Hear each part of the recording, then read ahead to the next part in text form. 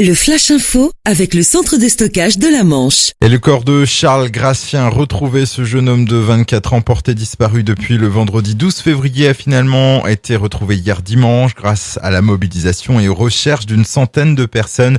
Pour rappel, sa voiture avait été découverte lundi dernier près des marais de la Censurière, mais sans aucune trace du conducteur. Selon les organisateurs de ces recherches, une autopsie doit être pratiquée dans les prochains jours pour en savoir plus sur l'origine du décès. Dans l'Orne, le petit village de Magny-le-Désert sous le choc après un terrible accident de la route samedi dernier. 4 jeunes hommes de 20 à 26 ans ont trouvé la mort. Parmi les victimes, l'un était domicilié à Granville.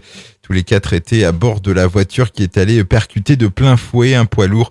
Une enquête a été ouverte et le procureur de la République d'Argentan doit s'exprimer aujourd'hui sur les circonstances de ce drame. Un marin de 45 ans est litreuillé de son chalutier par la Marine nationale samedi dans l'après-midi. Le navire se situait à environ 70 km des côtes cherbourgeoises. L'homme souffrait d'une fracture ouverte du bras. Il a été transporté à l'hôpital Pasteur de Cherbourg. 2 blessés légers dans une collision hier après-midi sur la 84 à hauteur de la commune de Fleury, près de Villedieu-les-Poêles. 2 véhicules ont été impliqués. Un homme de 35 ans et une jeune fille de 15 ans ont été transportés à l'hôpital d'Avranches. Et puis du football, après 3 défaites consécutives, Caen a enfin renoué avec la victoire ce dimanche au stade d'Ornano face à Rennes. Score final 1-0.